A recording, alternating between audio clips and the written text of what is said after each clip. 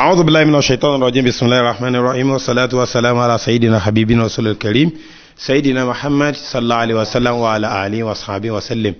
adáwọ̀pẹ́ fún ọlọ́run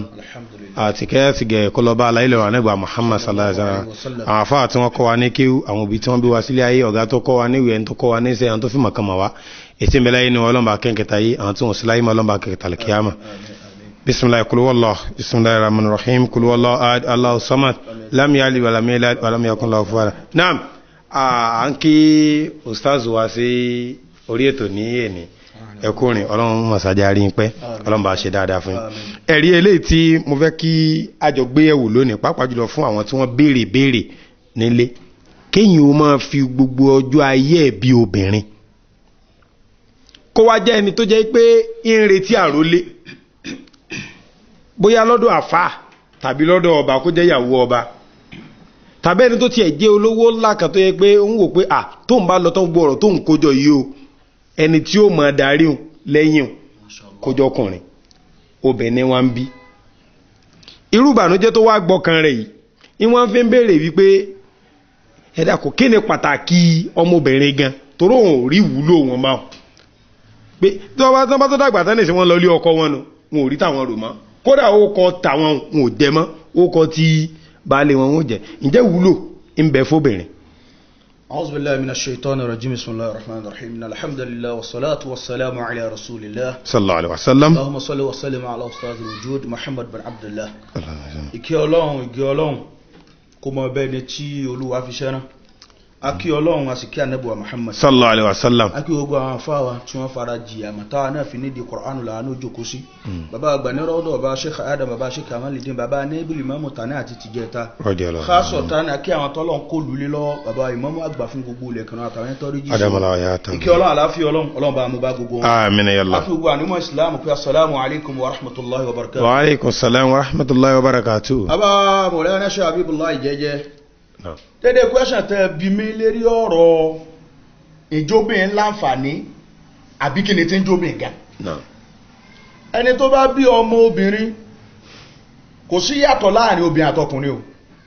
dédé ntọ́lọ̀ ń kó sára ẹnì kọ̀ọ̀kan ló yàtọ̀ afẹ́ ẹlẹ́kọ̀ọ́ ó ní hubbul banina wa hubbul banat ó ní mo nífẹ̀ẹ́ ọmọ ọkùnrin wa hubbul banat mo sì nífẹ̀ẹ́ ìnífẹ́ ọmọ obìnrin la fardun ala kulli nafsin karima gbogbo ẹni tó bá jẹ́ mùsùlùmí tó sì jálápọ̀nlé bọ́dọ̀ mọ̀ pé àtọkùnrin àtobìn kò sí kankan tí ò yẹ kéèyàn mọ̀ ní. torí àwọn ànábì Ọlọ́run wọ́n sunkún méjèèjì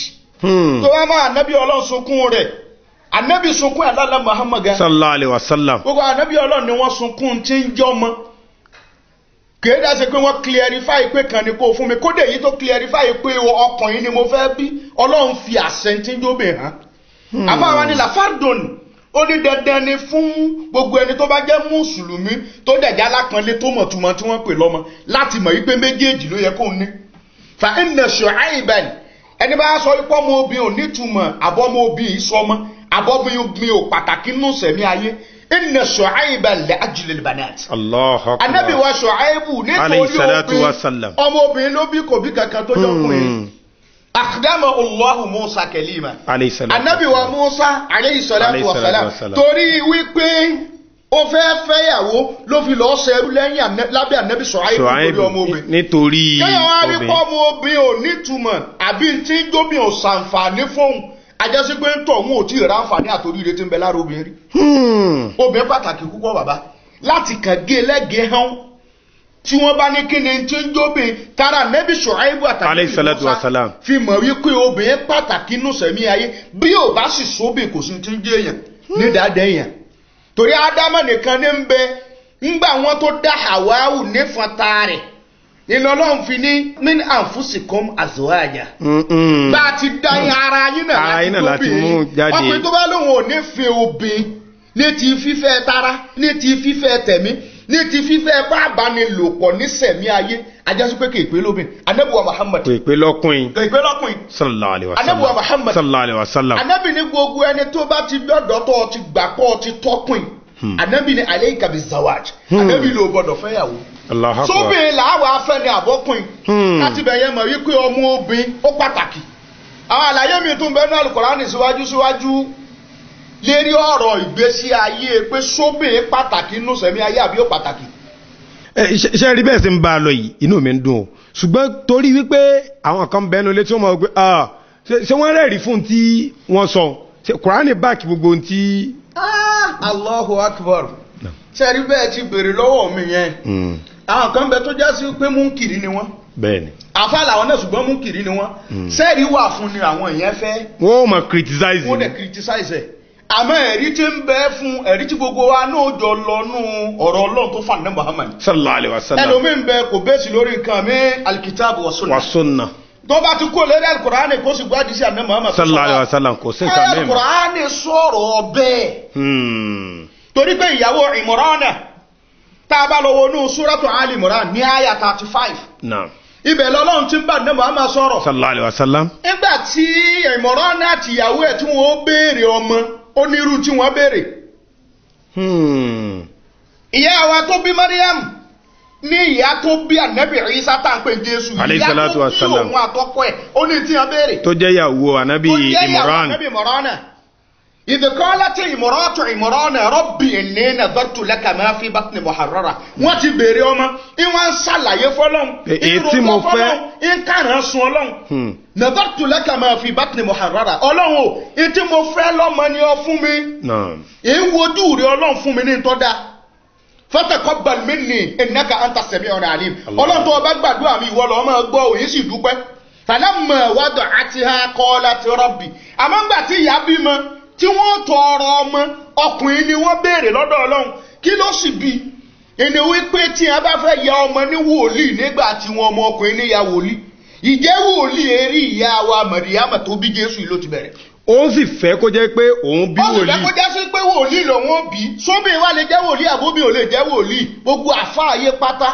ni wọ́n sì kọ́wọ́ bọ́ ìkìlá fún bẹ́lẹ́rì ẹ̀ àmọ́ èyí tó pọ̀ jù nínú èyí táwọn àfáà sọ obìnrin lè ya wòlíì kódà kò sẹ́yìn obìnrin tó jà nẹ́bí Ọlọ́run ni. ìyá Ìsá tí ń jẹ́ Màríyámà tá a fẹ́ sọ̀rọ̀ rẹ̀ yìí ìlànà Al-Qur'ani fi gbé wá pé walamma wada'atha qalat rabbi inni wada'tuha untha ọmọkùnrin la béèrè Ọlọ́run obìnrin lọ fún wa níbi ẹbọkùnrin mi náà ti máa ronú lé pé àrólé mo ní mo fẹ́ bí kí lọ bí àwọn lọ bí mo bẹ kalẹ̀ àti ọkùnrin tó sọ fún obìnrin pé ó bí mo bẹ mo sọ ọmọ pé tọ́wọ́ bá ti gbómi ilé bàbá rẹ̀ wọ́n tún kó sì lé obìnrin yẹn lọ lé bàbá subhanallah bẹ́ẹ̀ ni ìyá Màríyámà tó bí Jésù yìí tó bí ànábì Ìsá ìyá wa náà béèrè lọ́jọ́ náà tòun àti Ìmọ̀ránà ọkọ ẹ̀ wípé ọlọ́ọ̀kùnrin la fẹ́ bí lamma wada'atha qalat rabbi nígbà ìyá bímọ lẹ̀ ọkọ ti kú síwájú kí o tó bímọ inú oyún ni Màríyámà wà tí bàbá ẹ̀ ti kú falamma wada'atha nígbà ìyá wa bímọ lẹ̀ qalat rabbi inni wada'tuha untha Ọlọ́run ó challenge Ọlọ́run kí mo béèrè kí lọ fún mi bí Ọlọ́run tá a bá ti béèrè ọmọ ọkùnrin la béèrè obìnrin lọ fún mi yìí inni wada'tuha untha Ọlọ́run obìnrin àmọ́ Al-Qur'ani ó ń sọ̀rọ̀ ó dákẹ́ ń bẹ̀ Al-Qur'ani fi wá gbé yòókù fún àná Muhammad bí wallahu a'lam bima wada'at Ọlọ́run ní àwa la sì mọ̀ tó bí wàlẹ́ ìdàdẹ́kẹ̀rù kalẹ̀ òǹfà ọmọkùnrin òjòbí iṣẹ́ tá a fẹ́ fọmọ yìí ṣe torẹ́ ni tí ó bá ya wòlíì nígbà tí wọ́n ọmọkùnrin ni wọ́n wàá gbé sínú mọ́sálásí ilé Ọlọ́run ni ó dàgbà sí ó láwọn olùṣọ́ àgbà tí ó máa sọ Ọlọ́run tí wọ́n máa ṣe tẹ́rìbíyà fọ́mọ yẹn tọmọ yóò fi máa dàgbà tí ó fi wà ní mọ́bílágù dédé bí wọ́n ti fẹ́ kí ọmọ yà láyé ngbọ́ abi tó ní kóbìnrin ní ṣe ọkùnrin ó ní Ọlọ́run obìnrin la mọ̀ tó rí ọkùnrin la béèrè wallahu a'lam bima wada'at Ọlọ́run la wà láàmọ́ tó bí o ntọ́ bí àwa láàmọ́ lóòótọ́ lọkùnrin ojú obìnrin dáàbà ń wòra wa lójú ẹ̀yà wa ni wà inni sammaytu Maryam wa inni u'idhuha bik wa dhurriyyataha minash shaitani rajim mo sọ ní Maryam tí mo wá sọ yìí inni u'idhuha bika ọlọ́mọwọ́ olóníṣọ́ lérí ẹ̀ májẹ̀ nǹkan ṣe wọ̀gúnrí yàtọ̀ amínà ṣètọ́nù rẹ̀ jí gbogbo tí ó jáde lára ẹ̀ bá ń sọ nígbà Màríyámà wà bí ọmọ tẹ́nìkan òbí rí ló bí. Allahu Akbar ló wá bí ànábì wa Ìsá alayhi salatu wa salam. àwọn òwe wa gba ayé àgbàkẹ́ Ìsá ló pọ̀ ló jáwọn kan sì pè lọ́mọ Ọlọ́run. pé ẹni tí wọn ò bá sùn tí ò lọ́kọ tó sì lóyún. ẹ̀rí pé Kùránì gbé wá pé mal masihu Ìsá ibn Maryam. Ìsá ẹni bá láàrin ká wọ́n máa pè é ó máa ṣiṣẹ́ kiri ni. ìmọ̀ rìn kí ni o. alukọ́ni wa gbé ọjọ́ mẹ́lẹ́bà sí Ìsá bùnú Mariam. Ìsá ọmọ Mariam ò jẹ́ nǹkan kan illa rasul òjíṣẹ́ ni bí wọ́n ti rán nàbì. òun gẹ́ ti sọ́ngbà tó wáyé. kọ́ni kàrẹ́tì mi kọ́bìlì irúsùl. inni rasulullahi ilaykum musaddiqan lima bayna yadayya mina tawrat. baba alukurani fi gbé wá pé Ìsá ò jẹ́ nǹkan kan lẹ́yìn kó jẹ́ nàbì Ọlọ́run wa ummuhu siddiqa. bàbá yìí kó siddiqu yẹn ẹni pé siddiqina alukurani gbé wá wa shuhada'i wa salihin. Allahu akbar. ipò siddiqina ìyá wa Mariam ló bí àkọ́kọ́ kọ́kọ́ débẹ̀ wọ́n là ní Muhammad sì júwe bẹ́ẹ̀.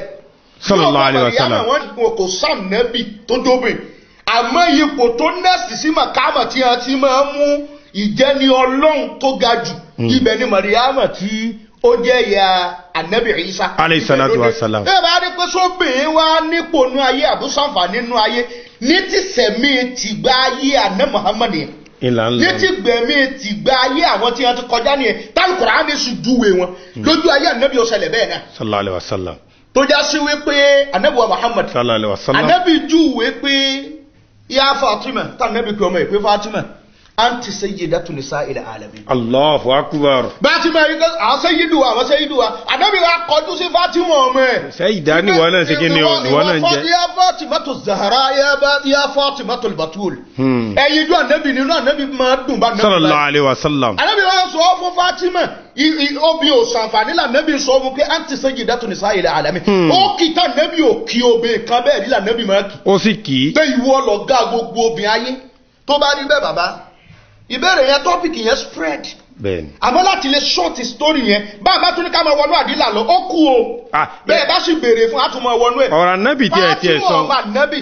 nínú àwọn àgbà adarí ayé ló wà. bẹ́ẹ̀ ni Aisha ìyàwó àná Muhammad. sallallahu alaihi wasallam. bẹ́ẹ̀ wọ́n ní ìyá wa Maryam tá à ń sọ̀rọ̀ wọn yìí. Allahu akbar. ọkùnrin kan ò súnmọ́ respect kan tó kọ́lọ́hún ó ṣàánú èèyàn débi pé níbi apọ́nlé tó dá pọ́nlé dé láyé ọkùnrin ò ní súnmọ́ tó fi mọ́ bímọ. tó sì mọ́ fi bímọ. owó tiẹ̀ ni ó ṣiṣẹ́ débẹ̀ ni. Ànábì wa Muhammad sallallahu alaihi wasallam ń sọ méje làkọ́lé ọmọ tó bí. ọkùnrin jẹ́ mẹ́ta obìnrin sì jẹ́ mẹ́rin. ọkùnrin ò wá gbẹ̀yìn rẹ̀ láti jẹ́ àlífà lẹ́yìn Ànábì wa Muhammad obìnrin ó gbẹ̀yìn rẹ̀ kí wọ́n á ní ìmọ̀ràn tẹ́ fẹ́ fún àwọn tí wọ́n bí obìnrin. ó wọ́n wò pé sóbìnrin wà jáde rẹ̀ ó yá kó lè kẹrù rẹ̀ máa lọ tàbí tẹ́ pé inú wọn ò tiẹ̀ dùn wọ́n ti torí rẹ̀ lọ fẹ́ obìnrin míì nítorí pé èyí tí wọ́n gbélé kò bí ọkùnrin.